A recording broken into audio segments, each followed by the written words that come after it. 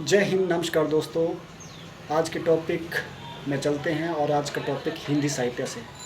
हिंदी साहित्य में आज से लगभग 1375 से 1700 ईस्वी के आसपास के समय की तरफ हमारा ध्यान आकर्षित होता है, तो उस समय को हम हिंदी साहित्य के इतिहास में भक्ति काल कहते हैं। वो ऐसा इसलिए कहा जाता है क्योंकि जब ये विभाजित हुआ कि हिंदी साहित्य के विद्यार्थियों को पढ़ने के लिए सुगम हो, तो इस दृष्टिकोण से इतिहासकारों ने 3 कालखंडों में इसको विभाजित किया: आदिकाल, मध्यकाल और आधुनिक काल।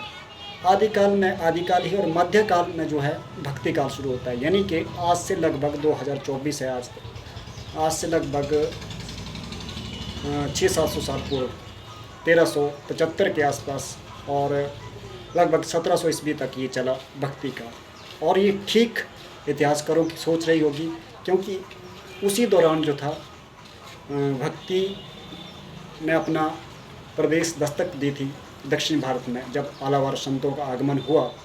और उत्तरी भारत में जब ये वैष्णव संप्रदाय फैला और भगवान श्री कृष्ण की जो मीराबाई ने अपनी साहित्य रचना में उनको व्यक्त किया, अपने प्रेम को, तो वो सब इतनी रचनाएं लोगों के जहन में इस तरह से पड़ गई कि लोग भक्ति की तरफ जो है आकर्षित हुए।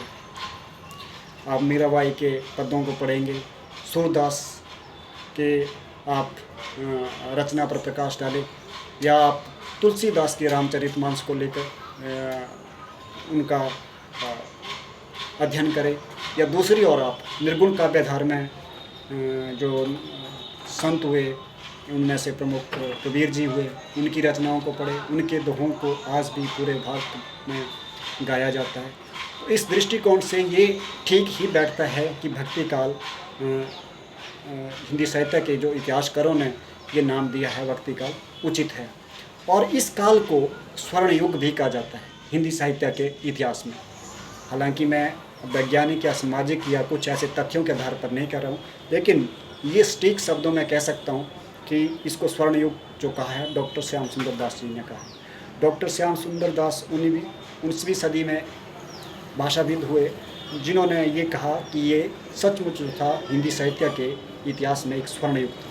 इतनी रचनाएं लिखी गई कि आज हम हमारी 7वीं-8वीं पीढ़ी जो हम जीवन जी रहे हैं, उनकी रचनाओं को आज पढ़ते हैं। कबीरदास को लो, मीराबाई को लो, मीराबाई की प्रेम भक्ति इतनी अनन्य थी कि ऐसा वर्णन आता है कि उनको मारने तक का भी प्रयास किया गया, लेकिन लोग असफल रहे।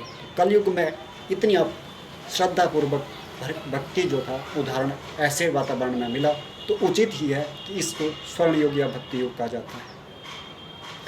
अब इनकी रचनाएं हम पढ़ते हैं तो हमें ऐसा कोई भी नहीं था कि कभी नहीं है जिसकी रचनाओं को पढ़ने का हमें मन नहीं करे। कबीर, मीराबाई, या कृष्ण के भक्त सूरदास जी हो, या राम के अनन्य भक्त तुलसीदास जी हो, या फिर आप रविदास को, तो ये सब के सब उस वक्त के दौरान 1300 से 1700 ईस्वी के आसपास के समाज में रहने वाले संत थे। लेकिन मेरा प्रयास रहता है कि कम ही समय में अपने टॉपिक का समापन किया जाए, तो आज मैं ज़्यादा भक्ति काल की चर्चा ना करके भक्ति काल के एक महान कवि कबीर के ऊपर ही थोड़ा सा हल्का सा प्रयास करूँगा और इसी के साथ ही टॉपिक का समापन करूँगा। लेकिन आपको ये वीडियो अंत तक ज़रूर देखना पड़ेगा, क्योंकि कबीर की जो साहित्यिक रचना है उस पर जो दृष्टिपात इतिहासकारों ने किया है, वो समूचे ढंग से जब हम उस पर अवलोकन करते हैं तो ये निष्कर्ष निकलता है कि कबीर जी अनपढ़ थे। क्योंकि ये जिक्र उनकी साहित्यिक रचनाओं में भी आता है, जहाँ पर एक दो है: मासी कागज छुयो नहीं, कलम लियो नहीं हाथ। अब ये जो मैंने पढ़ा, इसमें आपको लगा कि ये शब्द मैंने कहाँ से पढ़े? उन्हीं के शब्द हैं, लेकिन ना हिंदी के लग रहे हैं ना पंजाबी के, लेकिन उनकी जो भाषा में मिश्रण था वो इसलिए था क्योंकि लगभग पूरे भारत का भ्रमण जो था कबीर जी ने किया, और बचपन से ही आध्यात्मिक रुचि दिखाते हुए सादगी पूर्वक जीवन जीना और लोगों के साथ अपनी बात को साझा करना और स्पष्ट शब्दों में उनकी एक जो है प्रमुख विशेषता थी। इस तरह जो कुछ वो बोलते लिखते उनके एक शिष्य हुए धर्मदास ने उनको लिपिबद्ध किया और उस रचना को साखी शब्द और रमैणी से प्रकाशित किया और एक बीजक ग्रंथ तैयार हुआ। और ये साखी शब्द आपको गुरु ग्रंथ साहिब में भी देखने को मिलेंगे। ठीक अब 19वीं सदी में जो मैं कबीर के ऊपर जो टीका टिप्पणी हुई, कबीर के ऊपर जो लिखा गया, कबीर को जो समझने का प्रयास किया गया, या आप वैश्विक स्तर पर देखें या फिर आप अपनी शिक्षा पद्धति में भी देखें, तो हालांकि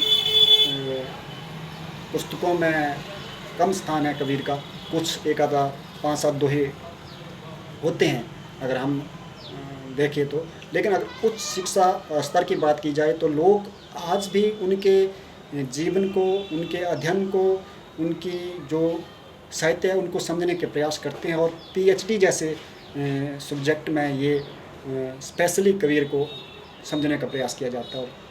तो इतिहासकारों के दृष्टिकोण से हम देखें तो 19वीं सदी में आचार्य रामचंद्र शुक्ल जी, डॉक्टर श्याम सुंदर दास जी और प्रमुख नाम हजारी प्रसाद द्विवेदी जी, इन्होंने कबीर के ऊपर जो लिखा, जब इनके साहित्य को देखा गया, भाषा शैली की दृष्टि से इनको समझने का प्रयास किया गया कि इनकी भाषा क्या हो सकती है।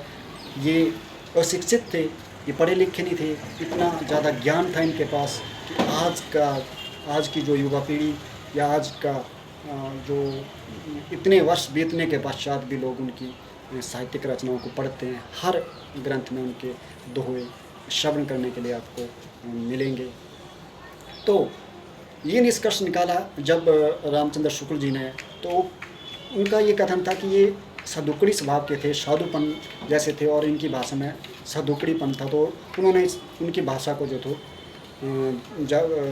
नाम दे दिया साधुकड़ी भाषा। दूसरी ओर श्याम सुंदर दास जी का मानना था कि कबीर की भाषा में राजस्थानी शब्द हैं, उपबोलियाँ हैं, उपभाषाएँ हैं, उत्तरी भारत की भी भाषाएं मौजूद हैं, दक्षिणी भारत की आलावर संतों की भी कुछ उपबोलियाँ का मिश्रण है। तो उन्होंने इस तरह से कहा, उनकी भाषा को पंचमेलक्षरी कह दिया। देखो, आलोचकों को काम होता है टीका टिप्पणी करना, वो कुछ भी कह सकते हैं, लेकिन जो मुझे बात अच्छी लगी वो कबीर की नामक पुस्तक जो हजारी प्रसाद द्विवेदी की रचना है, 1961 में प्रकाशित हुई थी। उसमें उन्होंने लिखा है कि कबीर जी वाणी के डिक्टेटर थे, और बिल्कुल सही ठीक बात लगती भी है कि जिस तरह से उनको भाषा का ज्ञान था, भारत के दूर दराज के क्षेत्रों की भाषाएं उनके साहित्य में मिलती है, तो निश्चित रूप से उनका जो है ये मानना बिल्कुल सही था कि कबीर वाणी के डिक्टेटर थे। तो आप भी इस बात से सहमत हो सकते हैं कि जितना उनके साहित्य में भाषाओं का मिश्रण है, जितनी सहजता ढंग से, जितने हृदय से सटीक भाषा में बोलना, चाहे जातिवाद के ऊपर उन्होंने बोला हो, चाहे धर्म के ऊपर बोला हो, बहुत सटीक और सादगीपूर्ण ढंग से उन्होंने बोला है। और इसलिए हजारी प्रसाद द्विवेदी का ये कथन बिल्कुल उचित है कि कबीर वाणी के डिक्टेटर थे। धन्यवाद।